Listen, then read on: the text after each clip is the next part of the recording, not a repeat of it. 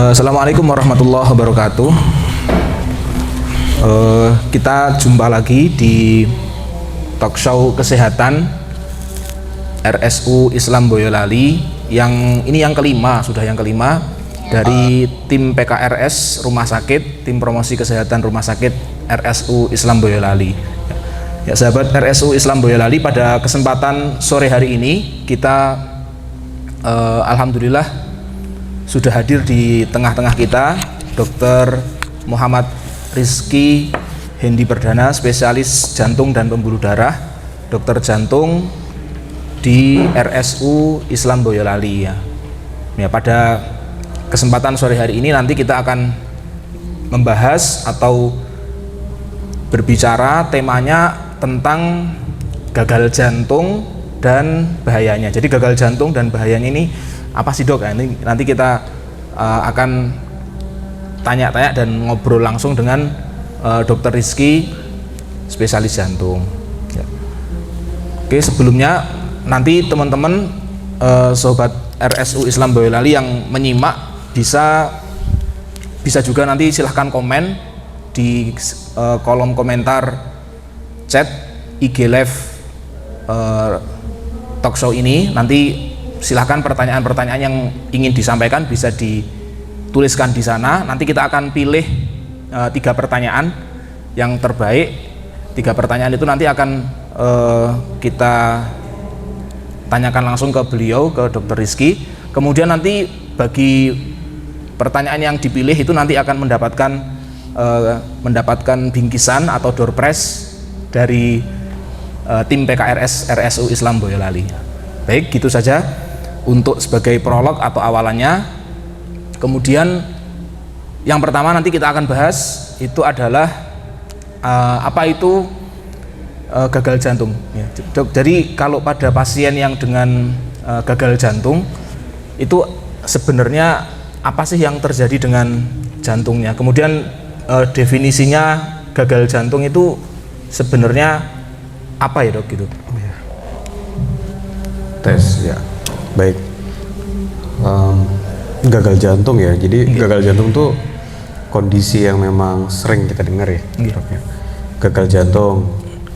Nah, gagal jantung secara definisi itu luas loh sebenarnya. Tapi kita pakai dalam hal yang mungkin bisa dicerna aja untuk praktikal ya, untuk masyarakat. Sebenarnya gagal jantung ya bagaimana fungsi dari jantung itu sudah tidak berfungsi sebagaimana mestinya. Jantung itu kan suatu organ yang berfungsi untuk memompa darah ya, memompa darah yang menjadi kebutuhan metabolisme kita. Nah, ketika kemampuan itu sudah menjadi menurun setidaknya, atau bahkan lebih berat lagi sudah impair ya, sudah tidak bisa lagi memenuhi kebutuhan dasar, nah itulah definisi pasien sudah mengalami gagal jantung. Nanti pendalamannya luas lagi ketika bahas gagal jantung, fungsi apa yang bermasalah, apakah lebih dominan fungsi kontraksinya atau sistoliknya, atau bagaimana. Nanti ada gagal jantung juga jenis lain yang memang pompanya baik ya, tapi memang proses atau fungsi relaksasinya bermasalah atau fungsi diastoliknya bermasalah. Jadi itu luas, cuman secara general gagal jantung ya kemampuan otot jantung sudah tidak bisa memenuhi kerjanya lagi. Nah itu ya definisi sederhananya. Jadi definisinya gagal jantung itu tadi otot jantung itu sudah tidak bisa lagi memompa atau bekerja sebagaimana mestinya itu ya. Intinya gagal jantung itu definisinya seperti itu ya dok. Ya. Betul. Kemudian yang terjadi pada penderita atau pasien gagal jantung itu kan tadi bervariasi dok. Ada yang pompanya yang bermasalah, ada juga yang relaksasi fungsi untuk kembali ke apa? Ya. Itunya bermasalah. Kemudian untuk gejalanya sendiri dok, gejala gagal jantung itu kira-kira apa saja dok yang perlu kita ketahui dok?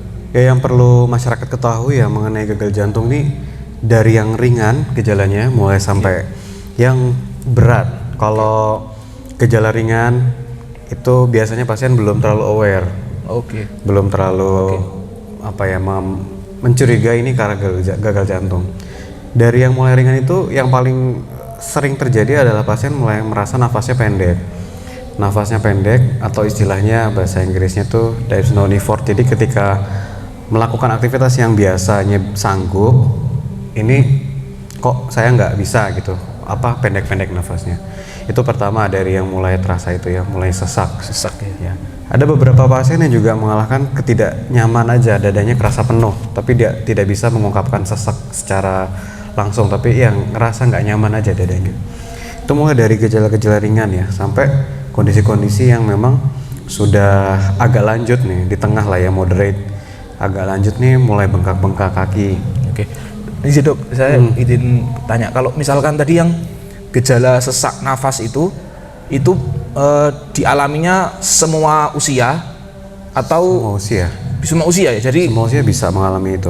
Jadi nggak hanya usia tua saja? Enggak. Ya ini nanti berkaitan sama etiologi penyebab. Oh iya. Gagal jantung bisa terjadi pada bayi sekalipun, sampai lansia. Jadi nggak terbatas ya. Memang kan selama ini penyakit jantung identik ya dengan usia di atas 50 lah atau 40. Ya. Tapi pada kenyataannya ada beberapa penyebab gagal jantung yang sebaran usianya lebih banyak di remaja bahkan. Remaja, dewasa muda itu ada. Jadi nggak menutup kemungkinan memang itu semua usia. Jadi bicara masalah gejala kita pakai functional class. Functional class tuh dari yang ringan itu ya tadi dyspnea effort ya, nafasnya terasa pendek, biasanya sanggup naik tangga 2 tingkat, sekarang 1 tingkat aja udah ngos-ngosan. Menggeh-menggeh lah ya, bahasa ininya ya, di sininya. Sehingga kita harus curiga di situ. Kecurigaan awal itu akan banyak membantu ya, mulai dari diagnosisnya lebih cepat, tata laksananya juga lebih baik ya. Lalu yang di tengah gejala yang sudah agak lanjut biasanya tuh bengkak. Udah ada keterlibatan gagal jantung kanan, itu bengkak, kakinya bengkak, perutnya besar ya, asites lah ya bahasa medisnya. Perutnya membesar, begah, kakinya bengkak, bahkan sudah sampai ya kondisinya yang paling berat yaitu perawatan di ICU, biasanya gagal jantung cardiogenic shock. Jadi luas sih. Tapi mungkin dalam konteks kali ini ya, diskusi kali ini lebih ke yang ringan, bagaimana kita tahu nih, mengenal gitu ya. Oke. Jadi kalau misalkan ada gejala sesak nafas itu kapan kita perlu ke dokter jantung? Itu utamanya kalau tadi dok, misalkan yang semula bisa aktivitas fisik biasa, kemudian ini aktivitas fisik yang biasa ini kita nggak mampu, misalkan yang biasanya naik turun tangga itu bisa biasa kemudian jadi nggak biasa gitu, atau yang seperti apa kalau misalkan perlu ke dokter jantung itu? Ya, jadi dari sesak nafas yang mungkin dirasa baru ya dan lebih berat, biasanya baru terus lebih berat. Ini biasanya nggak seperti ini. Tapi yang sangat mungkin mengarah ke masalah jantung itu biasanya kalau ortopno ya istilahnya ya. Ortopno itu pasien lebih sesak kalau terbaring, kalau lurus tidur berbaring. Jadi biasanya lebih nyaman kalau tinggi duduk. Nah biasanya terlihat dari bagaimana menumpuk bantal. Pertanyaan paling sederhana biasanya berapa bantal yang dipakai kalau tidur. Kalau biasanya sampai 3 karena harus tinggi, nah itu ada kecurigaan yang sangat kuat ya, ortopno. Atau lebih curiga lagi kalau tengah malam kebangun karena ngos-ngosan sampai harus terduduk. Nah itu sudah kecurigaan yang harus segera diperiksa. Minimal nanti di EKG ya, direkam jantung sama di rongsen. Kalau memang lebih lanjut lagi ya emang harus echo untuk mendiagnosis pastinya ya. Di USG jantung. Itu tadi gejala gagal jantung dari yang mulai ringan, kemudian yang sedang, yang ringan tadi dari sesak nafas yang ringan, kemudian sampai nanti yang gejala sedang tadi sudah ada mulai bengkak-bengkak, kemudian perutnya sudah mulai membesar, sampai nanti yang paling berat sampai bisa dirawat di ICU. Kemudian kalau sudah terjadi gagal jantung, nah gagal jantung ini tadi kan ada berbagai macam penyebab gitu dok. Penyebab yang paling sering, kemudian sampai yang paling jarang itu kira-kira apa saja dok? Ya kalau penyebab memang penyakit gagal jantung ini yang paling sering ya, paling itu sering. koroner ya. Oh berarti penyakit jantung koroner PJK itu ya? Dari beragam kepustakaan ya istilahnya, beragam referensi mengatakan yang paling sering itu penyempitan pembuluh darah koroner sebagai penyebabnya, sehingga nanti gagal jantung adalah dampaknya dari penyempitan tersebut. Penyempitan pembuluh darah Koroner. Pembuluh darah koroner itu apa gitu? Pembuluh darah koroner itu pembuluh darah yang ada di jantung ya, yang memberikan suplai makanan. Oh, jadi yang jantung memberikan makanan untuk jantung. Iya, kalau ada penyempitan di situ ya biasanya pasien akan perlahan-lahan mengalami penurunan fungsi. Itu yang paling sering memang. Dan ya jadi kalau ada gagal jantung memang biasanya kita screening dulu koronernya istilahnya gitu. Kalau ini koroner ya memang harus nanti arahnya ya banyaklah panjang ya, bisa nanti arahnya pasang ring atau apa. Tapi jangan lupa ada beberapa persentase juga pasien-pasien yang bukan koroner, hipertensi misalnya. Hipertensi ya. Darah tinggi ini kadang suka di apa ya istilahnya kurang dicermati ya. Jadi pengobatan hipertensi sebenarnya itu di luar, bukan hanya targetnya mencapai angka sistolik yang bagus, misalnya gini, ada hipertensi 160, kalau tensinya sudah tercapai nih 120. Nah, pengobatan hipertensi sebenarnya melampaui tujuan itu sebenarnya. Pengobatan pasien hipertensi sebenarnya ditujukan untuk mencegah proses remodeling. Remodeling itu istilahnya jantungnya melar. Jantungnya seperti karet ya, melar, akhirnya membesar. Nah, di situ gagal jantung sudah terjadi gitu. Jadi ya hipertensi sama gagal jantung juga bisa tanpa, ya hipertensi bisa menyebabkan gagal jantung. Diabetes juga bisa ya. Diabetes juga ya. Itu yang paling sering. Diabetes. Tapi yang sedikit agak tidak terlalu sering tapi ada, yaitu masalah katup jantung juga. Nah, kalau masalah katup jantung kaitannya bukan kaitan dengan pola hidup ya. Kadang juga ada pasien yang memang kelainan katup jantung nih, bocor, berat.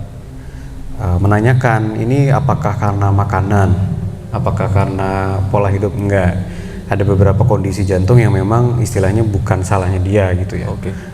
Kalau pola hidup kan bisa kita sebut ya karena lifestyle ya. Tapi kalau kayak valvuler ya, katup jantung itu ada proses rematik ya, kadang ada yang disebut kalau infeksi jantung karena bawaan, Dok. Penyakit jantung bawaan juga bisa tapi itu beda lagi sih. Kalau penyakit jantung bawaan biasanya pasiennya akan mengalami gagal jantung di usia anak-anak ya, terutama ya. Dan gejalanya tidak seperti yang kita bahas tadi ya. Kalau anak-anak beda lagi lah, gejala gagal jantungnya dia bukan nggak ngomong sesak tapi nggak tumbuh gitu. Nggak naik berat badannya, minumnya putus-putus dan sebagainya.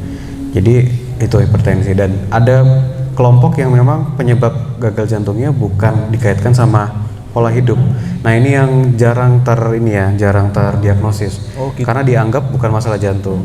Contohnya seperti kelainan rematik, penyakit jantung rematik ya, itu bisa menyebabkan kerusakan katup jantung yang berat. Karena infeksi itu ya. Ya, ada proses autoimun ya. Autoimun di katupnya, katup jantungnya rusak, akhirnya gagal jantung.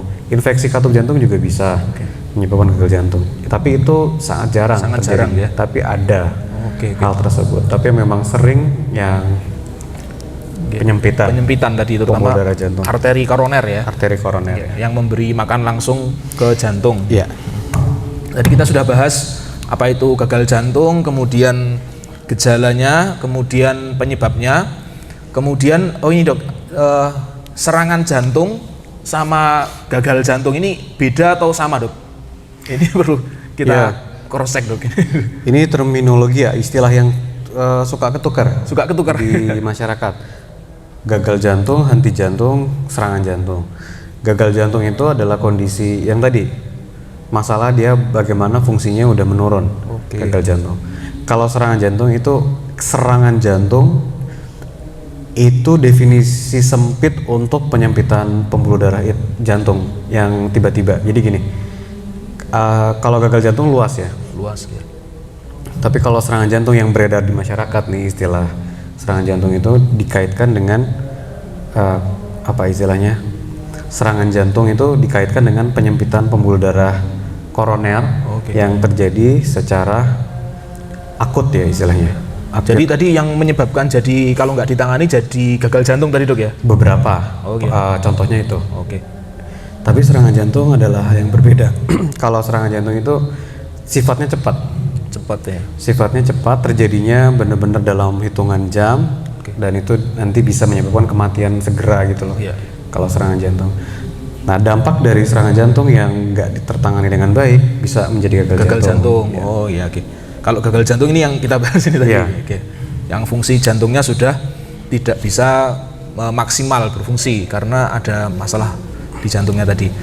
Kemudian yang selanjutnya dok, yang kita perlu cross check lagi. Jadi yang apa sih sesuai dengan tema kita dok? Jadi apa sih bahayanya atau mungkin komplikasi dok ya dari gagal jantung ini, bahayanya apa dok kira-kira dok? Ya, bahaya dari gagal jantung sebenarnya gagal jantung ini yang pertama kali sebelum membahas bahayanya ya adalah kondisi yang seumur hidup ya. Seumur hidup. Jadi begitu seorang di label, ada pengecualian beberapa kondisi ya, beberapa kondisi yang bisa recovery, tapi biasanya ini ketika terdiagnosis gagal jantung dia akan hidup dengan gagal jantung. Oke. Seumur hidupnya pasien.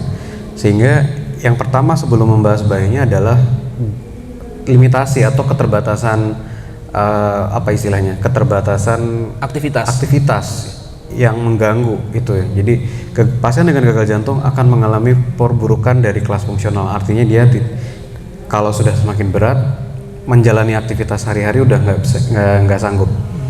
Mandi sendiri udah nggak bisa karena sesak. Naik tangga sudah nggak bisa. Bahkan jalan ke satu tempat aja udah nggak bisa. Artinya itu sudah akan mengganggu keseharian dan ya. tergantung sama orang lain.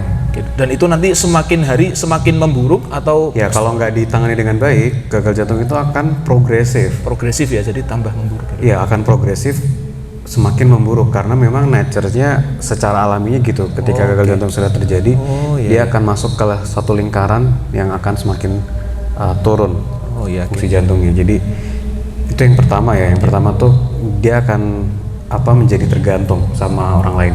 Tergantung. Ya handicap ya apa istilahnya. Jadi nggak bisa aktivitas mandiri. Iya, nggak bisa aktivitas mandiri. Ya. Itu yang paling mengganggunya. Nah, sehingga perlu untuk adanya ya pengobatan atau istilahnya deteksi sih, sebenarnya deteksi sama penanganan yang baik untuk mencegah ketergantungan itu. Minimal adalah pasien bisa mandiri. Ya. Pasien bisa mandiri artinya nggak tergantung sama orang. Itu yang pertama untuk targetnya. Yang mengganggu pasien gagal jantung. Nah, di luar masalah yang mengganggu atau membatasi aktivitas sehari-hari, baru bahas bahaya. Bahaya itu adalah kondisi yang bisa sewaktu-waktu membuat berat ya, bukan membuat berat. Jadi sewaktu-waktu bisa mengancam nyawa. Mau mengancam nyawa. Itu kan bahaya ya. Iya. Jadi pasien gagal jantung, kondisi apa yang sewaktu-waktu bisa mengancam nyawanya sehingga akhirnya bisa meninggal dunia. Itu kan yang sering terjadi. Iya benar. Jadi pasien dengan gagal jantung akan selalu akan selalu menjadi masalah ketika ada. Jadi gini dok. Kalau seorang yang tanpa gagal jantung mengalami hal-hal yang biasa, dalam arti gini, demam misalnya, kan kita sering ya demam, batuk, meriang, terus ada luka di kaki. Iya benar. Biasa aja karena kita memiliki fungsi jantung yang baik, sehingga hal-hal tersebut bisa diatasi. Maksudnya bukan diatasi, bisa terkompensasi. Nah, pasien dengan gagal jantung apalagi dengan fungsi sistolik yang sangat rendah itu akan sangat mudah kacau ya dengan gangguan kecil. Kacau itu dalam arti misalnya gini, pasien gagal jantung berat, stabil nih, tiba-tiba tertusuk jarum misalkan, paku di jalan. Terus membersihkannya kurang baik, akhirnya terinfeksi, kakinya menjadi selulitis. Nah, kondisi infeksi kaki itu buat orang yang tanpa gagal jantung ya mungkin hanya meriang-meriang aja. Tapi buat pasien gagal jantung dia akan mengalami dekompensasi, sesak berat. Berat sampai kondisi cardiogenic shock ya. Maksudnya, apa itu karena oksigennya nggak sampai ke seluruh tubuh atau karena? Ya karena jantungnya udah pas-pasan kerjanya. Kalau dikasih beban lebih dari luka itu akan semakin kewalahan. Akhirnya pasien sesak dan ya itu tadi. Shock ya istilahnya, cardiogenic shock, dan bisa meninggal. Jadi hal kecil bisa mengganggu sekali pada pasien gagal jantung. Jadi makanya hati-hati pasien gagal jantung tuh suka diedukasi, hati-hati kalau luka Luka. Kalau luka bersihkan yang benar, takutnya infeksi. Terus kalau demam segera minum obat untuk mengurangi Demamnya, sesak ya. Jadi gangguan kecil bisa membuat kacau. Yang terakhir bahaya yang jelasnya adalah aritmia ya. Aritmia itu adalah kelainan listrik, gangguan irama jantung. Pasien dengan gagal jantung akan memiliki resiko tinggi terjadinya aritmia. Dan aritmia itu bisa maligna itu ganas. Mengancam nyawa. Aritmia maligna itu aritmia yang dalam hitungan sangat cepat bisa membuat jantungnya berhenti. Oh, gitu ya. Di situ makanya edukasi, kadang saya berikan edukasi.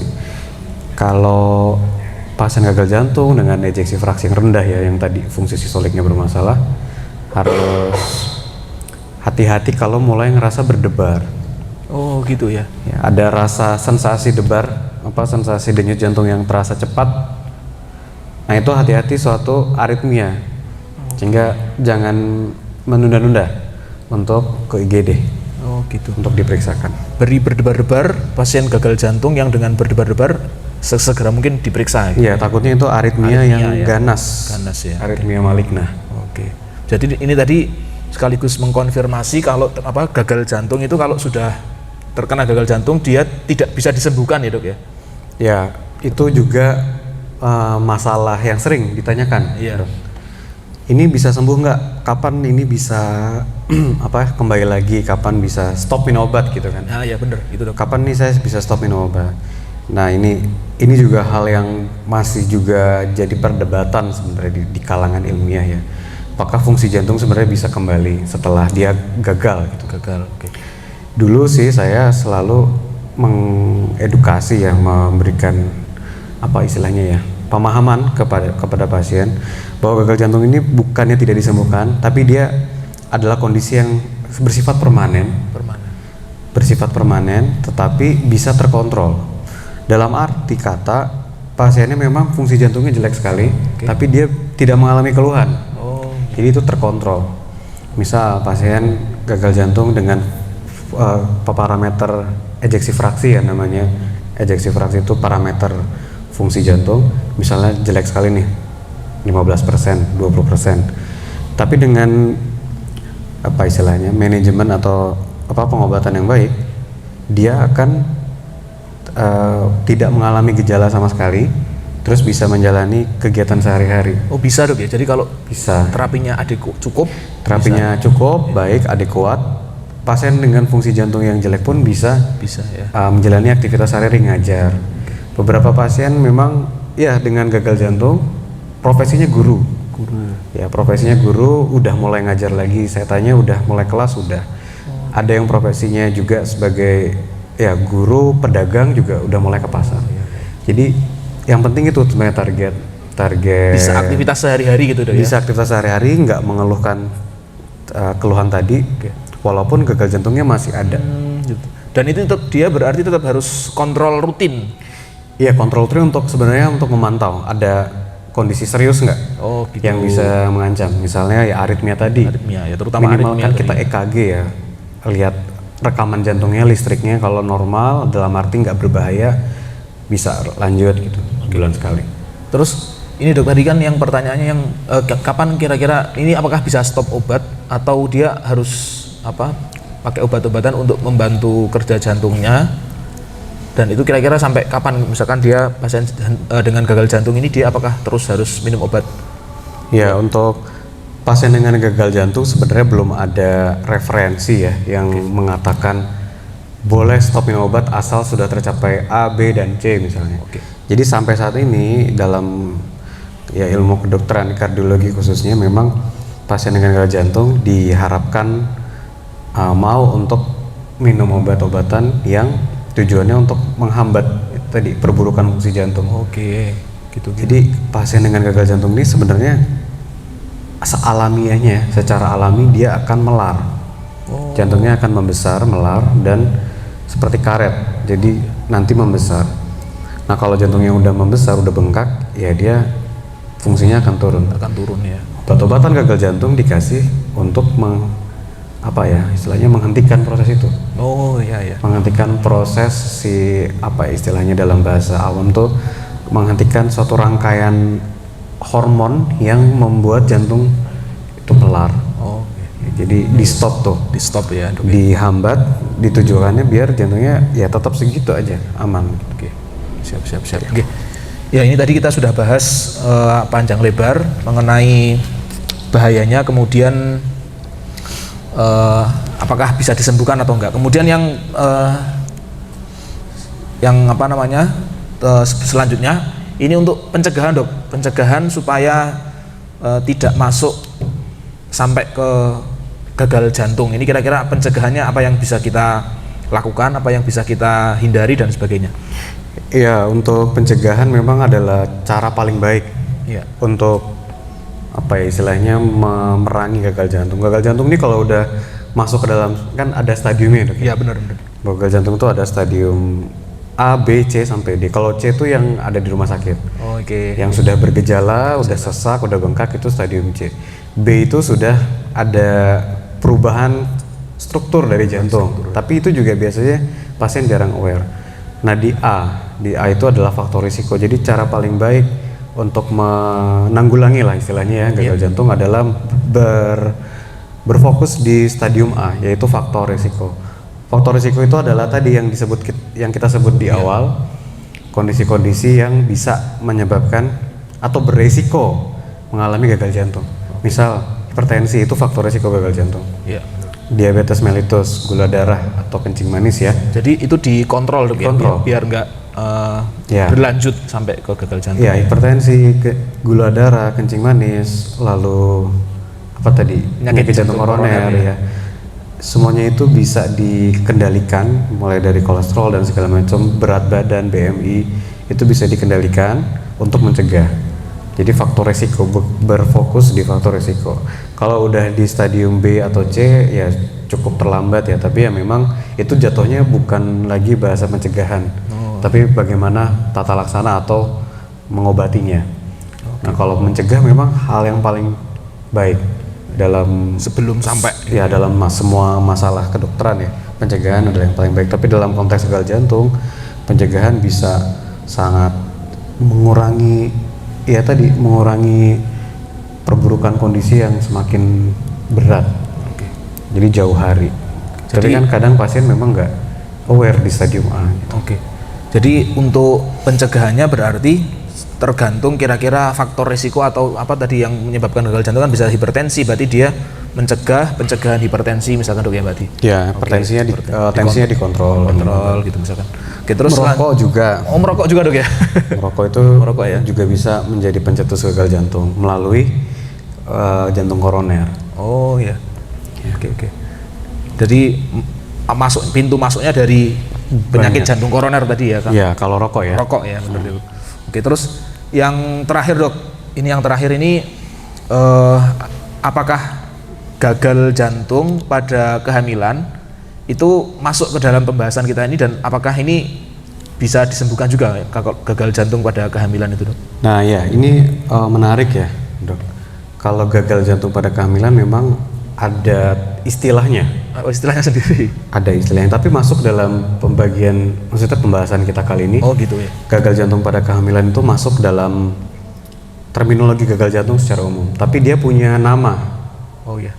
Punya nama khusus namanya PPCM ya. Itu PPCM. Ada yang udah familiar. Oh, iya. PPCM itu peripartum itu sekitar masa kehamilan. Iya. Peripartum kardiomyopati. Jadi gagal jantung yang seperti yang kita bahas tadi sama pompa jantungnya menurun dan lain-lain. Tapi dia memang masih perdebatan penyebabnya. Ada yang bilang keracunan kehamilan, ada yang bilang autoimun, ada teori juga yang mengatakan ya banyaklah masalah viral myocarditis, infeksi virus saat kehamilan banyak. Cuman kenyataannya kondisi gagal jantung pada kehamilan atau PPCM itu memang terkhusus ya, dalam arti khusus tuh dia memang bisa kembali, jadi bisa pulih. Jadi ini populasi khusus lah istilahnya pada gagal jantung. Ya berarti ya, kasus khusus. Dan dia terjadinya memang sempit batas waktunya. Jadi gagal jantung pada kehamilan memang terjadi di bulan terakhir justru kehamilan. Oke. Jadi kalau kehamilan 9 bulan, dia di bulan ke-8 baru mulai muncul gejalanya sampai 5 atau 6 bulan setelah persalinan. Jadi Windowsnya sekitar 6-7 bulan lah. Oke. Maksudnya gini, kalau seorang ibu hamil mengalami gagal jantung misalnya di 5 tahun setelah persalinan, itu udah di luar PPCM. Beda. Ya, tapi ini PPCM ya istilah. Di sekitar kehamilan berarti Dok ya. Misalnya ya saya habis riwayat melahirkan 5 tahun lalu tapi sekarang gagal jantung. Kemungkinan besar bukan karena itu. Kita harus cari penyebab lain. Atau mungkin baru hamil dalam 3 minggu pertama kehamilan ada gejala sesak-sesak dan bengkak. Itu di luar PPCM ini. PPCM tersebut. Jadi PPCM memang agak strict definisinya dari referensi ya gitu sih. Justru di kehamilan akhir itu ya. Justru di kehamilan terakhir sampai ke 5 bulan pasca salin. Tapi biasanya pasien seringnya muncul atau istilahnya datang ke rumah sakit dengan kondisi yang pasca salin. Malah jadi justru ya pasca salin biasanya memang baru bergejala. Jarang yang gejalanya di bulan terakhir kehamilan. Iya. Gejalanya sama Dok tadi ya. Jadi sesak penurunan sesak nafas, ngos-ngosan, nafas pendek ya. Terus kalau kita bisa lebih lihat lagi, dia bengkak biasanya. Di kaki bengkak kaki, asites bengkak di perut. Tanda yang paling bisa dinilai nadinya cepat. Nadinya cepat ya. Denyut nadinya per menitnya bisa sampai di atas 100. Nah, padahal itu tanpa aktivitas yang berat. Tanpa aktivitas yang berat. Jadi itu juga yang memang harus diwaspadai sama pasien dan keluarga ya yang baru melahirkan. Jangan menganggap enteng masalah PPCM karena ya itu mortalitasnya tinggi. Tinggi juga. Ya, mortalitasnya tinggi kalau tidak tertangani. Karena ya PPCM gagal jantung pada akhirnya nanti akan cardiogenic shock dan meninggal dunia. Kalau yang gagal jantung pada kehamilan atau PPCM tadi itu ketika sudah didiagnosis, apakah kemudian jantungnya itu bisa sembuh seperti semula lagi atau dia akan menetap menjadi gagal jantung pada umumnya Dok? Ya itu sering ditanyakan juga ya Dok ya. Iya. Ini bisa sembuh nggak? Nih. Iya. Ini istri saya bisa sembuh nggak? Ini saya bisa sembuh nggak setelah gagal jantung kehamilan? Jadi dari referensi yang ada ya sampai saat ini 10 wanita yang mengalami PPCM itu 5-nya menetap. Ya, jadi 50% setengah dari dari beragam referensi. Sebenarnya Indonesia memang belum ada datanya. Kita pakai data Asia. Kalau Indonesia kan paling dekat Asia.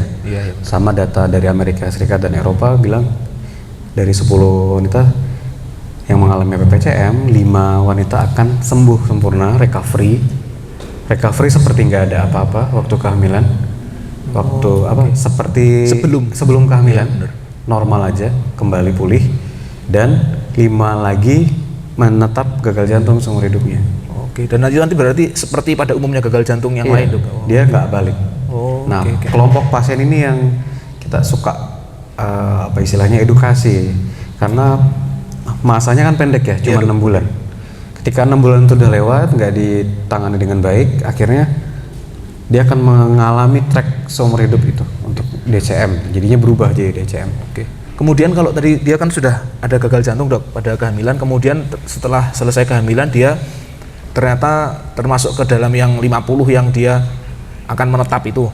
Itu nanti apakah dia masih boleh hamil lagi untuk selanjutnya Dok? Gak boleh. Nggak boleh ya.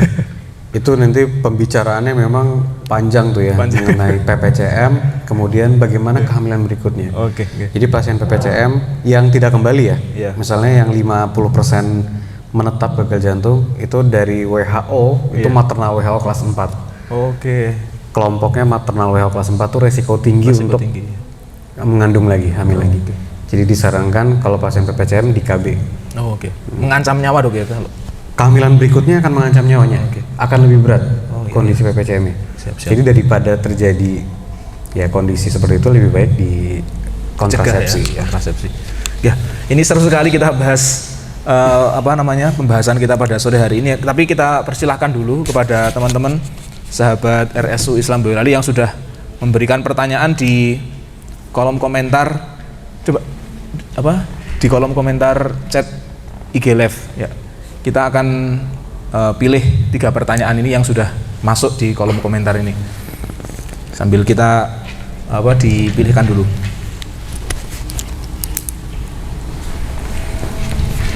Oh, udah ditulis ya? Oke. Udah ditulis. Jadi ini Dok, yang pertama dari Asti Pratiwi. Pertanyaannya Dok, berapa cairan yang boleh diminum dalam sehari Dok untuk pasien gagal jantung yang sudah terkena gagal jantung? Oke. Asti ya. Asti Ya, Pratiwi. jadi berapa cairan?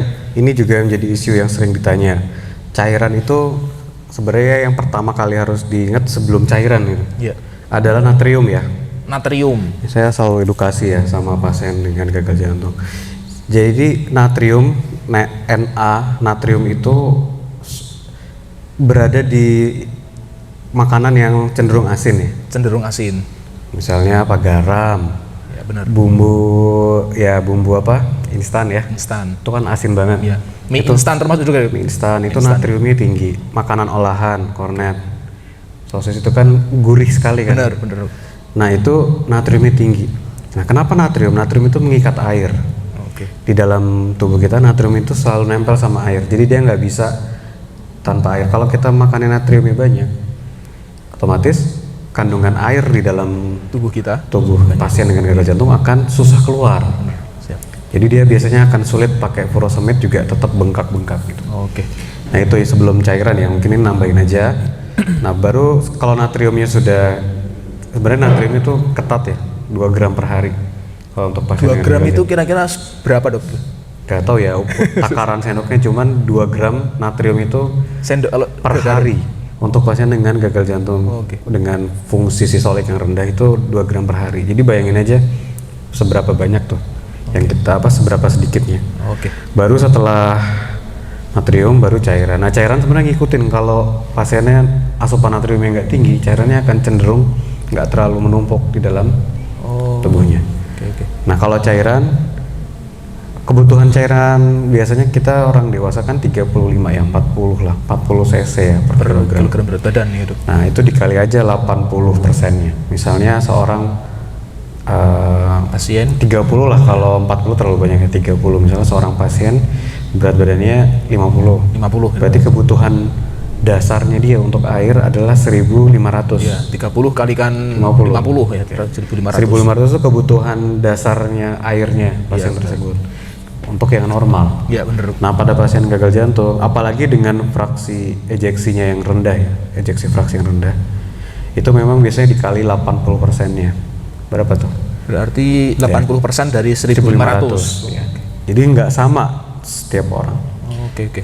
Jadi untuk penanya ini, ayat Asti ini berapa kilo berat keringnya pasiennya? Oke. Kalau udah lansia biasanya cenderung 40-an ya. 40 biasanya Akan 40, 50 ya. lebih kurus. Nah akan lebih sedikit lagi, berarti amannya sih 1 liter ya. Oh, 1 liter. Maksimal itu sudah sama air, sama makanan berkuahnya itu kan harus dihitung juga. Sama buah-buahan? Buah juga itu kan ya, oke. ada airnya. Iya. Makanan berkuah juga itu dihitung airnya. Jadi itu 1.000 amannya. 1.000 ya, 1.000. Kalau yang udah lansia, karena kan cenderung 40 kiloan. Ya. Jarang kan lansia tuh 50 ke atas tuh jarangnya. Oke. Dia cenderung di 40 kg. Siap. Jadi itu ya. Iya. Natrium sama air. Air ya. Itu yang harus dibatasi. Nah tapi kadang pasien juga mispersepsi ya, salah pengertian. Jadi menganggap dibatasi minumnya itu menganggap semakin sedikit semakin baik. Oh gitu. Pada akhirnya kumulatif kumulatif tuh hariannya tuh lama-lama kan kurang nih. Hari ini minumnya kurang, dibatasin, besoknya kurang. Akhirnya kumulatif selama seminggu tuh membuat dia dehidrasi. Oh ya. Ini juga hati-hati, bukan berarti dibatasi tuh berlomba-lomba dikurangi ya. Oke. Jadi harus cukup. Jadi kebutuhan dasar manusianya harus terpenuhi dulu 900 sampai 1 liter lah per 24 jam. Jadi jangan sampai mentang-mentang ini harus dibatasi nih, ya udah gak usah minum. Ini kalau di luar topik, kalau misalkan dia sudah kena gagal jantung, itu apakah nanti selanjutnya dia bisa jadi kena gagal ginjal juga? Ya, gagal ginjal sama jantung saudaraan. Tapi nanti masalahnya kalau dia kurang minum, dehidrasi akan semakin memperberat AKI ya istilahnya. Gangguan ginjal akut GGA. Dehidrasi, hipovolemik makin berat nanti kondisinya. Jadi harus cukup hati-hati. 80% tadi dok ya? Cukup. Dari cukup dalam arti dibatasi bukan berarti dehidrasi. Oh iya, siap. Itu yang kadang ya itu. Ya ini udah nggak minum. Minumnya satu hari cuma 300. Itu sering pasien seperti itu. Makanya saya luruskan. Bukan berarti untuk berlomba-lomba sedikit mungkin, tapi dibatasi dalam arti persentase hariannya. Jadi kadang ada pasien yang minum sehari cuma 1 gelas. Datang lemas sekali ya. Iya benar. Itu kan sama aja dia dehidrasi kan, dehidrasi berat. Benar. Nah itu ya yang perlu cermati yang mengenai kebutuhan cairan pasien gagal jantung. Ya ini pertanyaan pertama. Kemudian pertanyaan kedua dari Angga Rohmat ya. Itu pertanyaannya, dok, ibu saya itu mengalami pembengkakan jantung, sempat dirawat di rumah sakit dan sudah cek rutin tiap bulan. Tapi saat ini disarankan cuci darah. Apakah ada efek nanti setelah cuci darah nanti dok?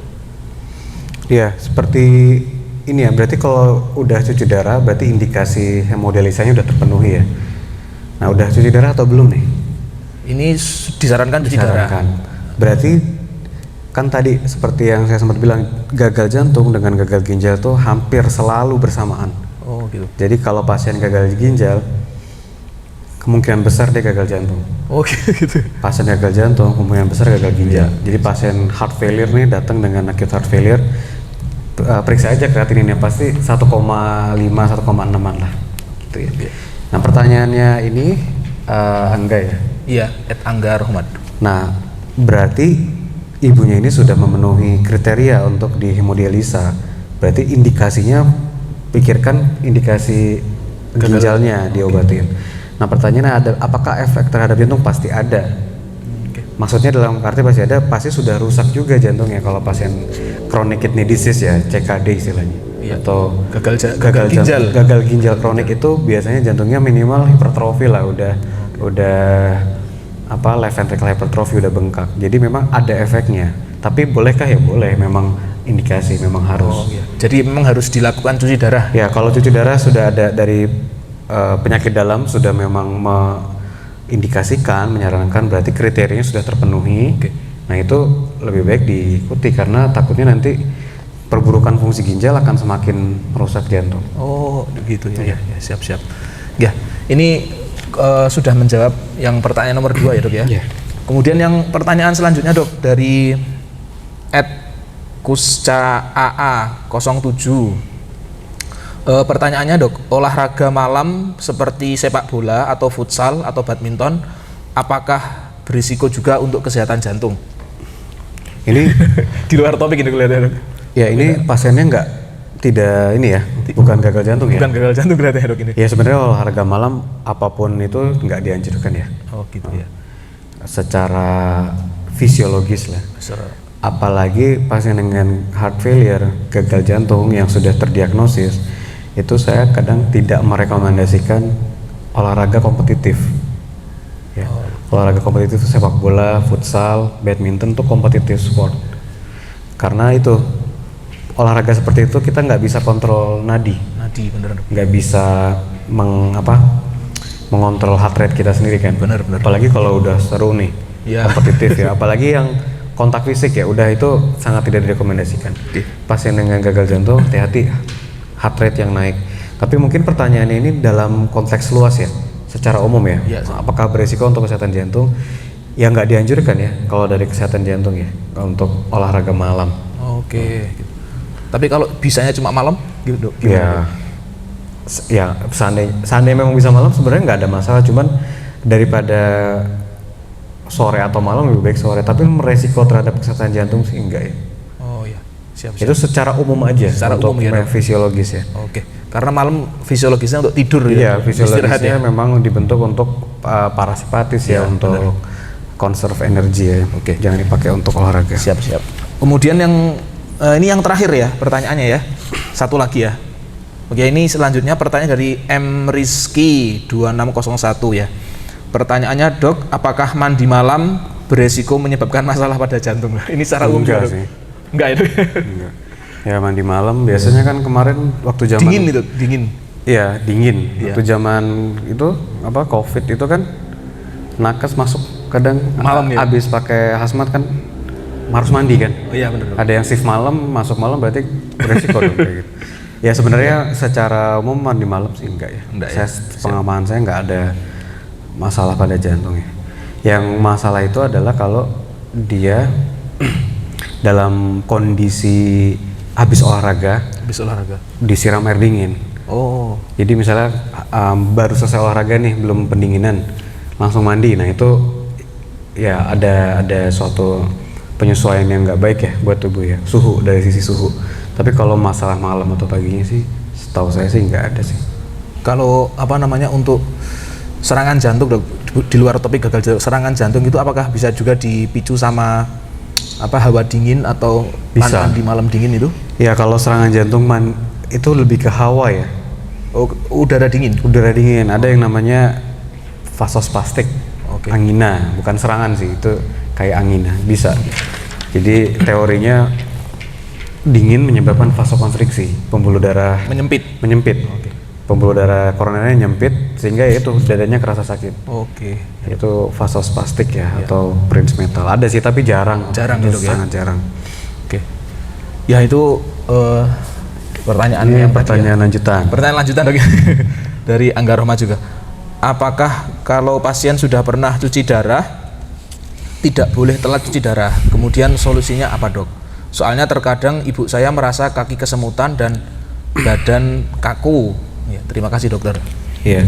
Nah pertanyaannya Angga Rohmat ini mungkin ranahnya lebih ke ini ya, pertanyaan ranahnya penyakit dalam ya. Oke.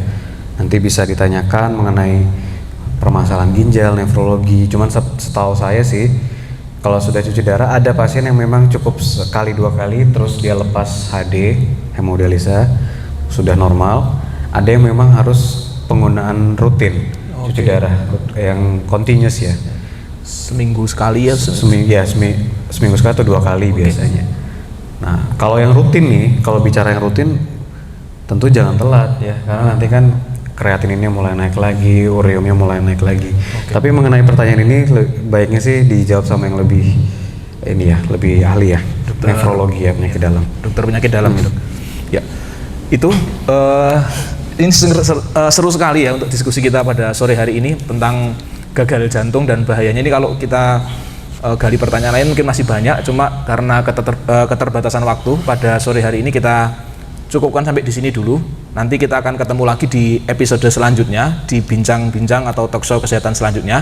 Mungkin nanti dengan topik yang lain, dengan topik yang lebih seru yang lain, dengan dokter spesialis yang lainnya. Nanti kita akan bincang-bincang lebih lanjut. Oke, sekian. Terima kasih dokter atas waktunya, sudah menyempatkan waktu untuk hadir pada acara talkshow kesehatan pada sore hari ini. Mudah-mudahan apa yang disampaikan oleh Dr. Rizky bisa kita ambil manfaatnya, bisa kita praktekkan juga untuk kebaikan kita semuanya. Oke, sekian. Saya Dr. Humam yang memandu acara pada sore hari ini, meminta maaf apabila ada kesalahan dalam memandu jalannya acara pada sore hari ini. Sekian, kita tutup. Assalamualaikum warahmatullahi wabarakatuh. Waalaikumsalam warahmatullahi wabarakatuh.